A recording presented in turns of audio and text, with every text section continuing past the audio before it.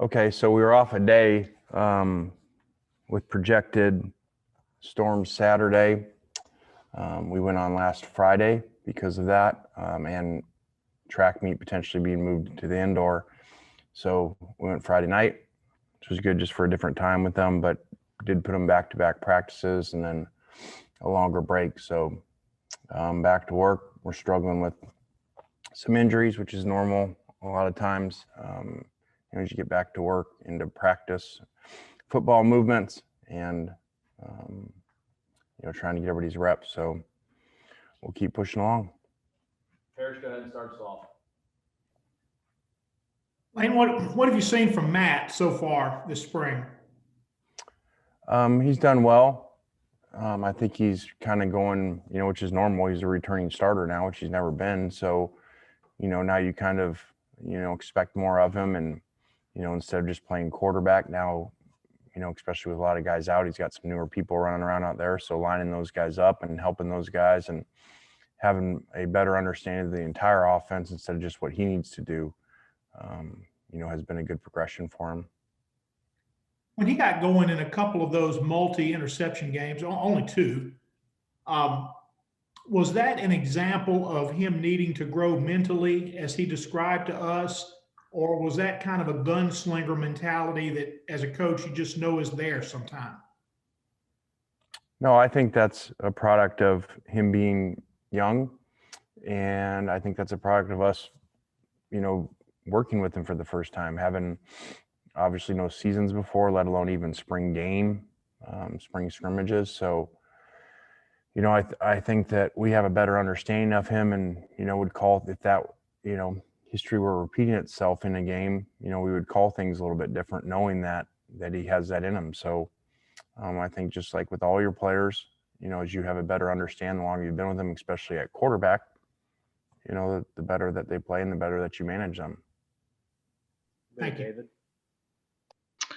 Lane, with John Rice being mostly with baseball this spring, what can you find out about the quarterback 2 position with Kincaid Dent and Luke Altmaier out there throwing this spring? What do you hope to find out about that, considering John Rice is not there a lot?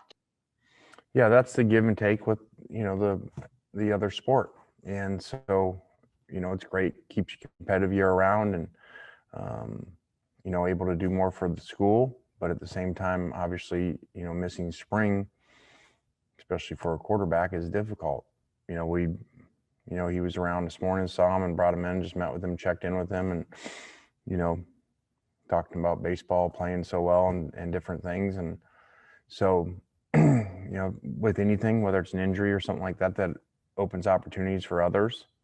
I think both quarterbacks have done a good job. Kincaid, is very talented. And Luke coming in, has done a good job, which is very hard for a guy that, we always forget, because everybody's mid-years nowadays, especially at that position, we forget that they're really finished up their senior year of high school.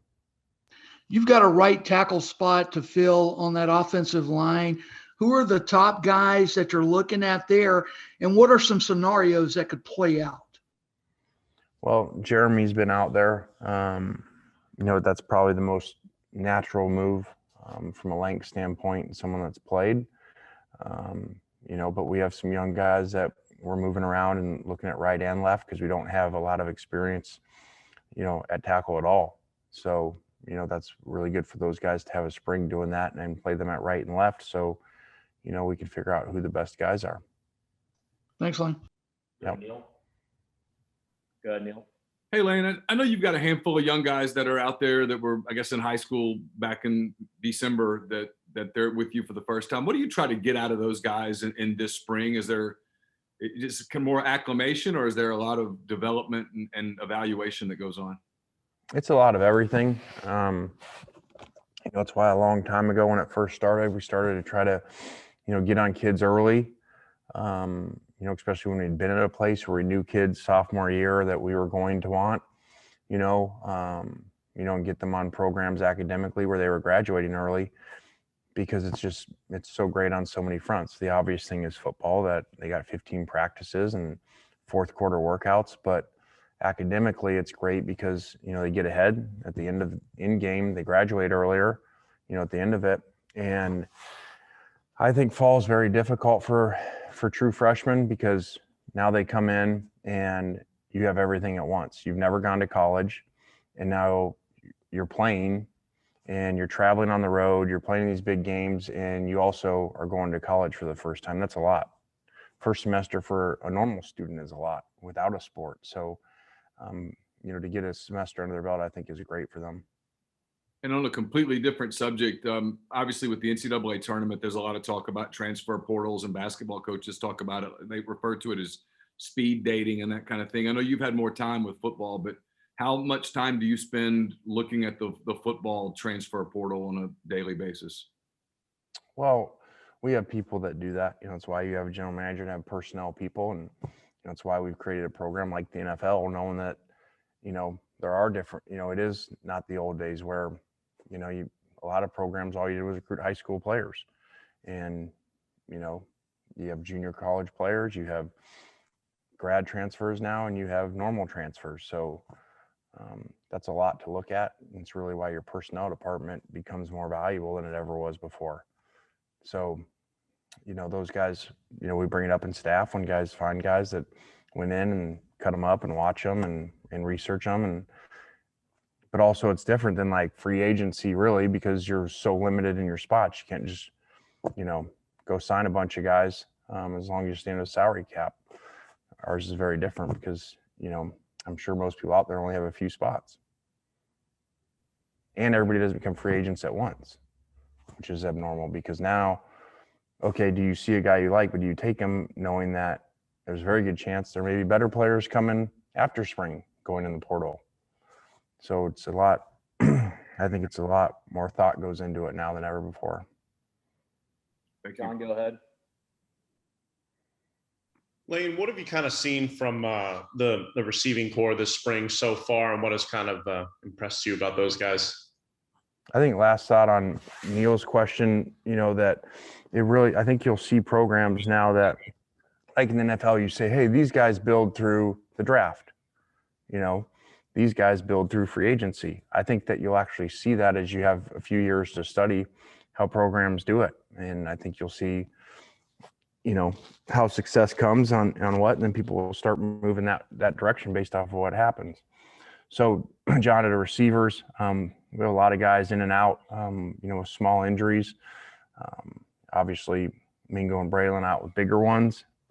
Mingo actually came back and did some individual stuff today. So it's kind of a lot of younger, newer faces out there. And so just trying to work best with what we have, because I think it will obviously look different in the fall. And you have a couple incoming guys that may play for you also. And quick follow-up from that. Last season, you guys, and you mentioned it before, you had some losses where it was a one-score game and then just ultimately didn't end up going your way. What during the spring practice slate, like how can you kind of work on that type of stuff during spring, and like, can you even like address that during the spring, and how does that kind of help? Well, you can start in workouts, that have already happened, in the fourth quarter workouts, and talking about, okay, hey, look how we're finishing here. All right, we only have 2 stations left. This is similar to LSU Auburn games, like how are you going to finish this? And that's the difference in winning and losing. And so it was good to have games that were so close that they got to see how close they were, that it really does come down to one play here or there, but it may be plays happen way earlier in the game. So I think it's kind of easy to point to by the way that you finish things. Go to Nick. Lane, when you have a position group like the secondary, where I think you have all of your returning starters and then also 7 or 8 mid-year guys, what are you looking for in that group with so many new bodies and returning bodies? First, find the best players, then to, develop depth, because, we played too many snaps last year, which is part of not getting off the field, but it's also individually not having quality depth to where you're rotating guys as much as you like. And so I think that's the evolution. Everyone talks about offense, evolution of defense. I think most really good defenses, I bet, when you look at it, they rotate players at some point because it's hard, especially if you're playing faster offenses. Which you see another one coming in the conference, with Tennessee, can't play 80 plays. You can't play at a high level. So, depth is huge, especially back there where your mileage is a lot higher because you're running around so much and playing special teams. It's a really unique situation with DeAndre Prince. Just what is it like? I know you didn't have him when he was here last, but having somebody returning to a team. Well, it's not that weird because we weren't here, when he played.